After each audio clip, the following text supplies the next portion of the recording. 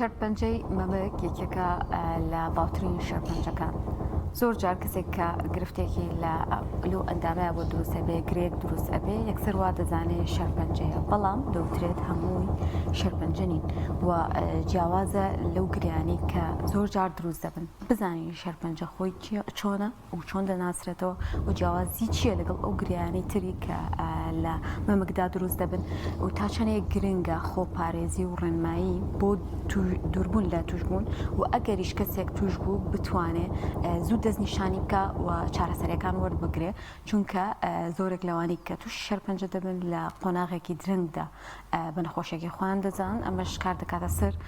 قۆناغەکانی چارەسەرکردنی و بە تایبەتیش باس لە پشکنینەکان دەکەین، مۆمۆگرافی و ئەو جۆرانی کە بەکارێت بۆ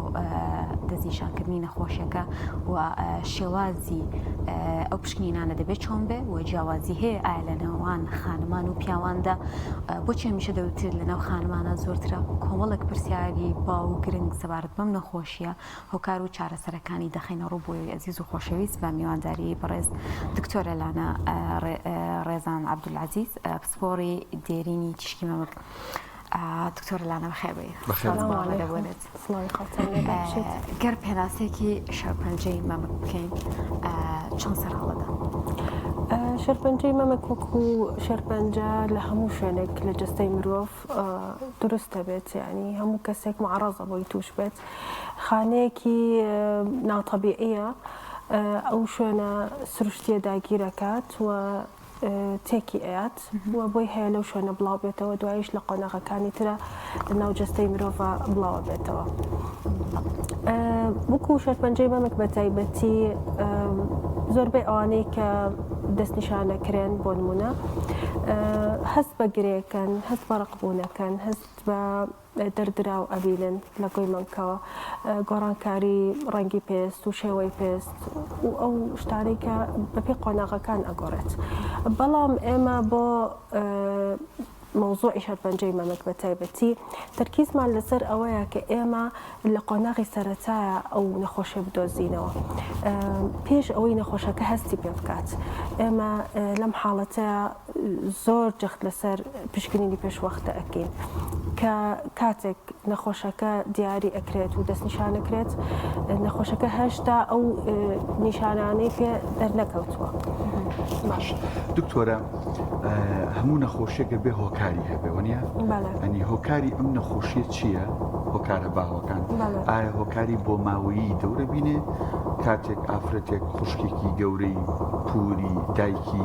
ئەم نەخۆشی هەبێ مەرجە ئەوژەی بێ یان پەیوەندی نییە بۆ ماوەیەوە هۆکارگەلێکی دیکەی ژینگەی یان جۆری خواردن ستایلی ژیان خەو پەیوەندی بمانەوەی هۆکارەکان چین؟ بەڕێزت بەعام باسی هۆکارەکانت کرد ئەوەی کە ئەیزانین، یعنی مۆزوعی جەنەتیک کەواتە عائیلە دایک خوشک مناڵەکان، یعنی ئەگەر توش بن لەو عائیلەیە معناوەیە کە احتیمالی زۆریان هەیە کە توش ببن. یەکێکە لە هۆکارەکان کەواتە بۆ ماوەیە. هۆکارەکانی تریش وەکو جەنابەت باست کرد بەڵێ ژینگە تەئسیری هەیە، سترێس تەئسیری هەیە، هەنێ وەرگرتنی هۆرمۆن بۆ نمونە ئەوانەی کە ڕێگری حەملن ئەگەر بۆ ماوەیەکی زۆر بەکار بێت. ئیتر بەعام هۆکارەکان زۆر وازەح نین، بەڵام وەکو بۆتم یعنی هەموو کەسێک معرەزە ینی شیر پێنەدانی سروشتی لەلایەن دایکەوە بە منداڵ ناکرێت بڵێنەوە یەکێکە بێ لە هۆکارەکان؟ شیرپێدانی سروشتی بە تەئکید یعنی سوودێکی زۆری هەیە بۆ دایک و بۆ مناڵیش، بەڵام هیچ کاتێک ڕێگر نەبووە یعنی بۆ ئەوەی ئەو ئافرەتە تووشی شەرپەنجە نەبێت. یعنی بوون دایکێ بە کۆمەڵک هۆکار کە خۆ دەزانی شیر نادا بە مناڵ. ئەم شیرپێنەدانە لەو کاتەیە گرفت بووی بۆ تەندروستی دروست ناکە؟ گرفتێکی وا دروست ناکە، بڵێن هۆکار نییە بۆی شەرپەنجە دروست ببێ، بەڵام احتیمال هەیە ئەو مەمکە تووشی شتی تر بێ، مەسەلەن کیس زیاتر دروستەکە، چڕی مەمکەکە زیاتر ئەبێت، بەس وەکو ئەوەی کە پەیوەندی هەبێت لەگەڵ دروستبوونی شەرپەنجە ئەوە زەحمەتە. دکتۆرە ئاواژەیەکت بە نیشانەکاندا، بەڵام گەر بە دیاریکراوی پێمان بڵێ نیشانەکان چین کەسەکان کاتێک یانە لای ئێوە یانە لای دکتۆری پسپۆڕ هەست بە چی ئەەکەن؟ زۆربەی ئەوانەی کە طبعا زیاتری هەست بە گرێەکەن ئیتر گرێەکە یا گرێ یا ڕقبوونە کەمیان مەسەلەن دەردراویان هەیە کەمیان گۆی مەمک وەکو چۆنەڵێ وەکو برینار بووە کەمیان ئەوەی هەمووی ئەوانش ینی نیشانن بۆ شەرپەنجە شەرتنی شەرپەنجەش بێ بەڵام ئیتر فەحسی بۆ ئەکرێت و دڵنیا ئەبینەوە کە هۆکارەکەی چییە؟ تەمەەن تا چەند لەسەر ئەم بابەتە کاریگەری هەیە بۆ نمونە خانومێک تەمەنی کەمترە بۆ نمونە 20 ساڵە 25 ساڵەها 30 ساڵە ئەمانە لەگەڵ ئەوانەی کە لەسەر و 35 و 45 و بەرەوسەرن یان دواکەوتنی تەنانەت زەواجکردن ئەمانە تا چەند هۆکارن بۆ ئەم بابەتە؟ بەدڵنیاییەوە هەرچەند تەمەەن زیاتر بێت چانسی شەرپەنجە زیاترە بەڵام بۆ ئەوانەی کە لە عیلەکەیانە هەیە بڵێن فاکتەری بۆ ماوەیان هەیە ئەوانە لە تەمەنی 25 ساڵیەوە ئەبێ فەحسکەن بە سۆنەر بە MRI بۆ ئەوەی پێش ئەوەی کە با بڵێن ئەو شتە ڕوو بدا پێی بزانین بەنسبەتی تەمەنەکەش وتمان مۆزوعی ئەوەی کە مناڵبوون تەسیرێکی یعنی باشی هەیە مەسەلەن ئەگەر تۆ ئەگەر ئافرەت پێش تەمەنی 35 ساڵ مناڵی ببێت باشترە ئەوانەی کە پێشتر زوو ئەکەونە سۆڕی مانگانە یا لەو سەرەوە درەنگ لێ ئەبنەوە ئەوانش هۆکارن بۆ توشبوون بە شەرپەنجەی مەمەکە. دکتۆرە پشکنینەکان چین کاتێک کەسێک گومانی ئەوی لێکرێ کە توش بوو بێ باسی ئەوانە ناکەین کە پێشوەختە پشکنینەکەن باسی ئەوە ناکەین کە ئەگەری توشبوونیان هەیە یان هەست بە شتێکەکەن یەکێک لە نیشانەکانەکەن ئەو پشکنینانە چین کە بۆیان ئەنجامەدرێت بەڵێ بەپێی تەمەن فەرقەکە ئەوانەی کە تەمەنیان لە 40 ساڵ زیاترە یەکەم شت ئەبێ بە مەمۆگرافی دەست پێ بکەین لەبەرەوەی دوای 40 ساڵی چڕی مەمە کەمە بێتەوە و مەمۆگرافیش ئامێرێکی زۆر باشە بۆ دەستنیشانکردنی با بڵێن ئەو گۆڕانکاری کە لە مەم کاڕوئەیە بەڵام پێش 40 ساڵی ئێمە پێویستە بە ئەڵتراساوند کەواتە بە سۆنەر فەحس بکەین بەوە دەست پێ ئەکەین یعنی ینی بەو دوو شازە بەوە دەست پێ ئەکەین ئەگەر ئەو کەسانی بۆ خۆپارێزی ئەیانەوێ پشکنین بکەن بۆی دوور بێ بزانن تووشە بن یان تا ئەگەری توشبوونیان هەیە بەڵێ بۆ خۆپارێزی طبعاً ئەگەر لە عیلەکەی هەبێت فەحسی جینات هەیە پێش وەخت ئەتوانن بزانن کە ئەم عیلەیە تایەتی و کچەکان لە تەمەنی 25 ساڵی ئۆکوتمان دەسەکەن بە پشکنین دوای ئەوەش بۆ هەموو کەسێکی ئاسایی کە لە عیلەکەیان نیە لە تەمەنی 40 ساڵیەوە ئیتر فەحسەکات ساڵی جارێ ساڵ و نیوێ جارێ بە مەمۆگرافی دکتۆرە ژێرخانی کردی تەندروستی لەم بوارەیە ژێرخانێکی چۆنە دەوڵەمەندە بتەوە بۆ نمونە هەر لە زانکۆ و باڵێن لە زانکۆ لە خوێندنە ئایا منهەجی باشەیە پسپۆڕ و دکتۆری باشێ ئەموانانە بڵێنەوە دوجار ئەوانەی کە اختصاص لەم بەشەیە وەرەگرن لە ئێستا لە هەرێمی کوردستان پزیشکی باشمان هەیە خەسەخانەی باشمان هەیە دەرمانی باشمان هەیە بۆی کە ئەگەر کەسێکیش ئافرەتێکیش توش بوو ینی زۆر لی نەبێ بەدێوەزمان بتوانرێ زوو چارەسەر بکە ژێرخانی کردی تەندروستی لەم بوارەیە چۆنە؟ بە شێوەیەکی گشتی ئێمە لەبەر چاوانە چۆن هەوڵە درێ کە ئەم بابەتە یان گرنگی پێ ئەدرێت هەوڵە درێ کە ئەم بابەتە یعنی پێشکەوتوو بێت الحەمدوللا وەکو کەرتی تەندروستی یان با بڵێن وەکو پزیشکی زۆر باشمان هەیە ئامێر هەیە بەڵام لەوانەیە بتوانم بڵێم ئامێری باش لە هەموو شوێنێک لەوانەیە دەست نەکەوێت یعنی بەڕاستی یعنی خەلەلەکانمان ئەوەیە کە ئامێری باش لە هەموو شوێنێک دەست ناکەوێت اینجا خۆتەزانی یعنی الحەمدوللا خەڵکیش ڕوو لە زیاد بوونە کەواتە پێویستمان بە ئامێری زیاترە پێویستمان بە پزیشکی زیاترە بۆی کارمەندی زیاترە کە لەم بوارە شارەزا بن بە نەشتەرگەری و دەرمان ینی نەشتەرگەرەکان لە ئاستی پێویستان ینی لە ئاستی وڵاتانی پێشکەوتوان کە لێرە دەکرێت و دەرمانی پێویستیش هەیە باش بەنسبەتی شەرپەنجە بە تایبەتی سوپاس بۆ خوا کە ئەو دەرمانانەی کە پێویستە بەردەستە هەرچەند ئەوەش جەماعەتی با بڵێن نەخۆشخانەی هیوالەوانەیە شارەزاتر بن لە بوونی ئەو دەرمانانە بەنسبەتی مۆزوعی نەشتەرگەری با بڵێن هەدەفی ئەوەڵ و ئەخیر ئەوەیە ئێستا کە نەخۆشەکە لەو نەخۆشیە ڕزگاری بێت. اینجا چی پێشکەوتو لەبەردەستە الحەمدلله ینی پزیشکەکان بەردەوام کۆرس وەرەگرن الحەمدلله بەردەوام هەوڵەیەن کە ئیشەکان بەرەو پێش ببن. باشە دکتۆرە گەربێنە سەر چارەسەرەکان چین؟ هەموو کەسە پێویستە دەرزی بۆ بکرێیان بەپێی حەجمی گرێکە بەپێی جۆری شەرپەنجەکە یان ئەتوانین بڵین بەپێی شەرپەنجەکە چەندێک بڵاو بۆتەوە ئەمانە هەموو کاریگەری کاتە سەر ئەو چارەسەری کە بۆ نەخۆشەکە ئەکرێن؟ بەتەئکید لە قۆنەغی سەرەتایی نەخۆشەکە مەسەلەن ئەگەر گرێکە بچکۆلە بێت سانتیم و نیوێک سانتیمێک بێت لەم حاڵەتە پێویستەکە بەس نەشتکدار گرێک بکرێ ئەو گرێ لا ببرێ لەوە ناچێت ئەو نەخۆشە پێویستی بە عیلاجی کیمیاوی بێت. ئەوە شتێکی زۆر زۆر باشە بۆ نەخۆش و بۆ کەرتی تەندروستی یعنی وەکو با بڵێن وەکو مەسرەف و شتیوە. کە چوە قۆناغی ترەوە ئیتر بەپێی نەوعی شەرپەنجەکانش فەرقەکە نەوعێک هەیە کە تریپل نەگەتیڤ یا هێر2 پۆزیتیڤ ئەوانە ئەبێ پێشەوەی عەمەلیات بکرێن جرعی کیمیایی وەرگرن بۆی گرێکە بچکۆلە بێت یان کۆنترۆڵ بکرێت. نەوعەکانی تر کە لە سا هەفتایە و نەوعێکی با بڵێن هار نین باشترن ئەوانە ئەتوانن عەمەلیات بکەن بەپێی مەرحەلەی نەخۆشیەکە ینی بەپێی مەرحەلەی نەخۆشیەکە و تا چەند ڕۆژتووە لە مەمکیا و لە باڵیە ئیتر لەسەر ئەوە بڕیارە درێت یعنی ئەم بڕیارە با بڵێن بڕیارێکە بە تیم ئەدرێت بە لیژنە ئەدرێت کە ئەم نەخۆشە پێویستەکە چی بکە هەر نەخۆشێک و پلانی تایبەتی خۆی هەیە. باش دکتۆرە سەبارەت بە بابەتی ئەم نەخۆشیەکە زۆر جار لێرە و لێ باسەکرێ دەوترێت نەخۆشیێکی یعنی هەکە ئەڵەن شێرپەنجە یەکسەر لە پاڵیە یەکسان یەکەن بە مردن هەر بەڕاست یعنی ئەتوانین ئێستا لە وا کۆتایی ساڵی 2025 بڵین هەر کەسێ هەر جۆرێکی شێرپەنجە بە تایبەت ئەمڕۆی ئێمە باسەکەین تایبەت بە خانمان ئیتر تەواو ئەمە یەکسانە بە مردن و کە توش بوو مادەم ئەم شەرپەنجە یان ئەم گرێی هەیە یان ئەم عیلاجە وەرەگرێ ئەم نەشتەرگەریە وەرەگرێ ئیتر بەس ئەوانەی ڕۆژەکانی ژمێرە بۆ مردن ئەمە ڕاستە یا چەنەها کەسمانی ڕزگاری بووە؟ واللهی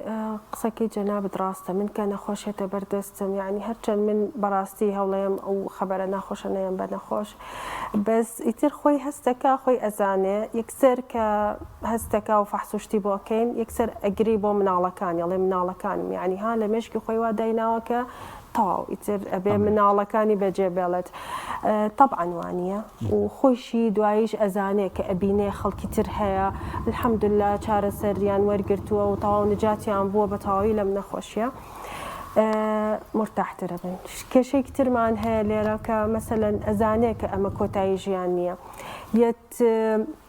ئەترسێ مەسەلەن ئەڵێ ئەترسم مەمکەکەم لابەرن خۆتەزانی مەمەک یعنی تایبەتمەندیەکی با بڵێن وەکو فیمێڵ وەکو ئافرەت معنایەکی تری هەیە بۆ ئافرەت هەویەی ئەو ئینسانەیە وەکو ئافرەت فئەترسێ بەڕاستی مەمکی خۆی لەدەست بدە هەرچەند الحەمدلله ئێمە چۆن وەکو مجتەماعێکی ئیسلامین و داپۆشراوین بەڵام شتەکە کاریگەری هەیە لەسەر نەفسیەتی ئینسانەکە خۆی الحەمدلله لێرەش لێرە دەوری نەشتەرگەریەت کە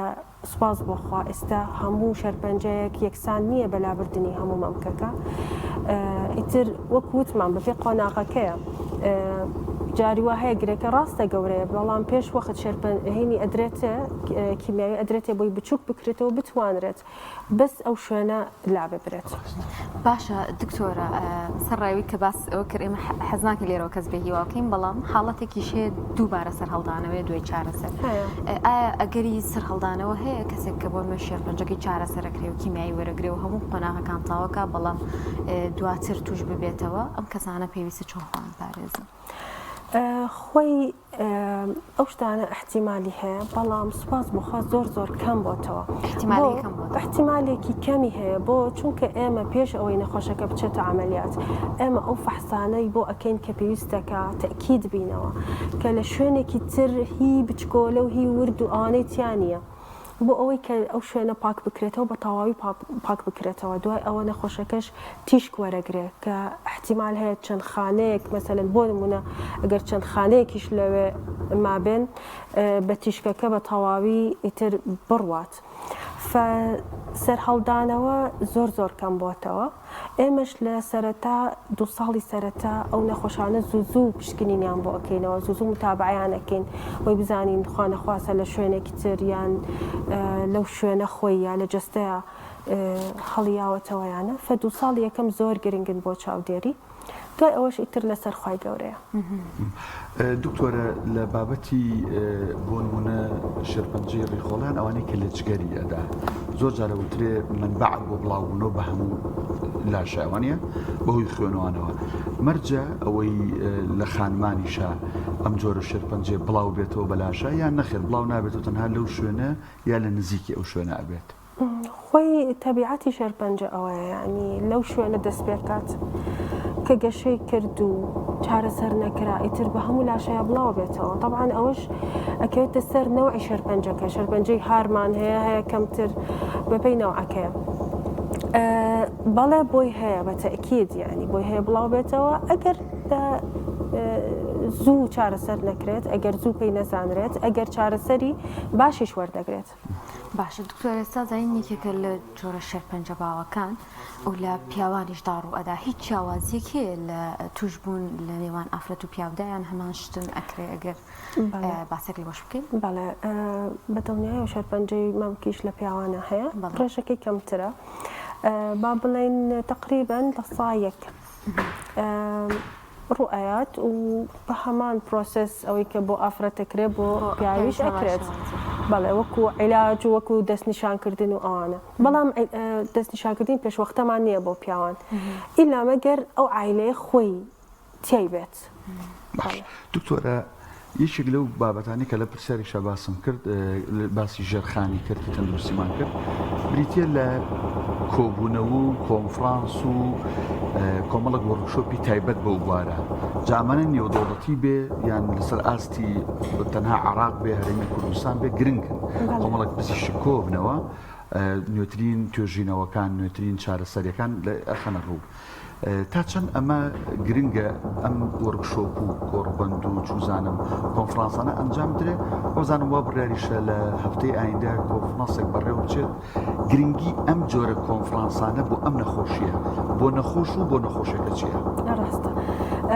واللهی بە خۆشحاڵیەوە ئینشاءالله هەفتەی داهاتوو 4 و 5 مانگی ئەیلول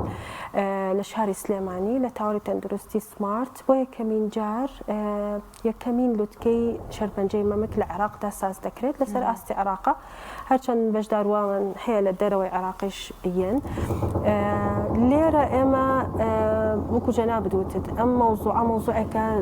زوو تازە گەری و نیۆگەری تیا ڕوئەیات توێژینەوەی تازەی تیا ڕوئەیات